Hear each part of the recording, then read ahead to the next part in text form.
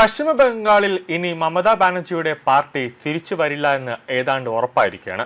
കാരണം ബംഗാളിൽ തൃണമൂൽ ഗുണ്ടകൾ കച്ചവടക്കാരുടെ കയ്യിൽ നിന്നും ഗുണ്ടാപിരിവുകൾ വാങ്ങുമായിരുന്നു. അതെല്ലാം ഇപ്പോൾ സുവേന്ദു അധികാരി നിരോധിക്കുകയാണ്. അതായത് 15 വർഷം മമതാ ബാനർജി പശ്ചിമ ബംഗാളിൽ കാണിച്ചു കൂട്ടിയ 15 വർഷം തൃണമൂൽ കോൺഗ്രസുകാര് പശ്ചിമ ബംഗാളിൽ കാണിച്ചു കൂട്ടിയ സകല തരികിട പ്രവർത്തനങ്ങൾക്കും സകല തോന്നിവാസങ്ങൾക്കും ഇപ്പോൾ സുവേന്ദു അധികാരി ഒരു തടയിടാൻ പോകുന്നു, അല്ലെങ്കിൽ കടിഞ്ഞാനിടാൻ പോവുകയാണ്. ഇതോടുകൂടി അവിടുത്തെ ജനങ്ങൾ വലിയ രീതിയിൽ സന്തോഷത്തോടെയാണ് ഇരിക്കുന്നത്.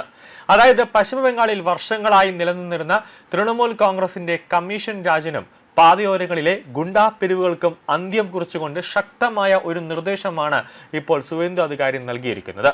ദേശീയപാതകളിലെ നിയമവിരുദ്ധമായ ചെക്ക് പോസ്റ്റുകൾ വഴിയും തോലാബാജി സംഘങ്ങൾ വഴിയും നടത്തിവന്ന ഭായ്പോ ടാക്സ് എന്ന കള്ളപ്പണ പിരിവിനെതിരെ മുഖ്യമന്ത്രി സുവേന്ദു അധികാരിയുടെ നേതൃത്വത്തിലുള്ള സർക്കാർ കടുത്ത നടപടിക്കാണ് ഉത്തരവിട്ടിട്ടുള്ളത്.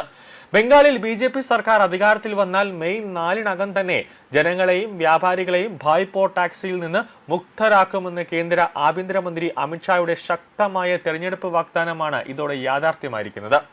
തൊട്ടു പിന്നാലെയാണ് സംസ്ഥാനത്തെ വിവിധ ഹൈവേകളിൽ പ്രവർത്തിച്ചിരുന്ന ഇത്തരം അനധികൃത പിരിവ് കേന്ദ്രങ്ങൾ അടിയന്തരമായി പൂട്ടിച്ച് കടുത്ത ക്രിമിനൽ നടപടികളിലേക്ക് കടക്കാൻ ആഭ്യന്തര വകുപ്പ് പോലീസിന് നിർദ്ദേശം നൽകിയത്. ബംഗാളി ഭാഷയിൽ ഭായ്പോ എന്നാൽ സഹോദര പുത്രൻ അഥവാ അനന്തരവൻ എന്നാണ് അർത്ഥം. തൃണമൂൽ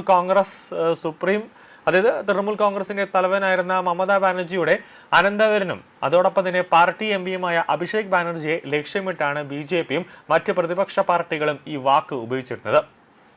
മമത ഭരിച്ചിരുന്ന കാലത്ത് ബംഗാളിലെ അധോലോക സിൻഡിക്കേറ്റുകളെയും കമ്മീഷൻ രാജുകളെയും നിയന്ത്രിച്ചിരുന്നത് മമതയുടെ അനന്തരവനായ അഭിഷേക് ബാനർജിയാണെന്നും സംസ്ഥാനത്ത് എന്ത് വികസന പ്രവർത്തനം നടക്കണമെങ്കിലും അദ്ദേഹത്തിന്റെ സ്വാധീനമുള്ള സിംഗിൾ വിൻഡോ വഴി പണം നൽകണമെന്നുമായിരുന്നു അവസ്ഥ. അയൽ സംസ്ഥാനങ്ങളിൽ നിന്നും മറ്റ് പ്രദേശങ്ങളിൽ നിന്നും ചരക്കുമായി ബംഗാളിലേക്ക് പ്രവേശിക്കുന്ന ആയിരക്കണക്കിന് ട്രക്ക് ഡ്രൈവർമാരിൽ നിന്നും വ്യാപാരികളിൽ നിന്നും തൃണമൂൽ ഗുണ്ടകൾ ഹൈവേകളിൽ വെച്ച് ഭീഷണിപ്പെടുത്തി വൻതുക കൈക്കൂലി വാങ്ങിയിരുന്നു. ഈ റോഡരികിലെ കൊള്ളയാണ് ഭായ്പോ ടാക്സ് അഥവാ അഭിഷേക് ടാക് എന്ന ഡ്രൈവർമാർക്കിടയിൽ അറിയപ്പെട്ടിരുന്നത്. ഇതിനെതിരെ പ്രവർത്തിക്കുന്നവർക്ക് നേരെ കടുത്ത ആക്രമണങ്ങളും തൃണമൂൽ ഭരണത്തിൽ പതിവായിരുന്നു. തിരഞ്ഞെടുപ്പ് പ്രചാരണ വേളയിൽ പ്രധാനമന്ത്രി നരേന്ദ്രമോദിയും ആഭ്യന്തരമന്ത്രി അമിത്ഷായും ബംഗാളിലെ PC ഭായ്പോ അതായത് അമ്മായിയും അനന്തരവനും ഭരണത്തിനെതിരെയും അതോടൊപ്പം തന്നെ തോലാബാജികൾക്കെതിരെയും ശക്തമായ ജനവികാരം ഉയർത്തിയിരുന്നു. ബംഗാളിൽ സാധാരണക്കാരന് അധ്വാനിച്ച് ജീവിക്കാൻ അവകാശമില്ലെന്നും പണം ഉണ്ടാക്കാനുള്ള അവകാശം ഭായ്പോയ്ക്ക് മാത്രമാണ് ഉള്ളത് എന്ന തരത്തിലായിരുന്നു തൃണമൂൽ കോൺഗ്രസിന്റെ ഒരു രീതിയും അവരവിടെ അഴിമതി നടത്തിക്കൊണ്ടിരുന്നത്. ഇതിനെതിരെയാണ് മോദിയും അതോടൊപ്പം തന്നെ അമിത്ഷായും തെരഞ്ഞെടുപ്പ് പ്രചാരണ സമയത്ത് ആഞ്ഞടിച്ചത്.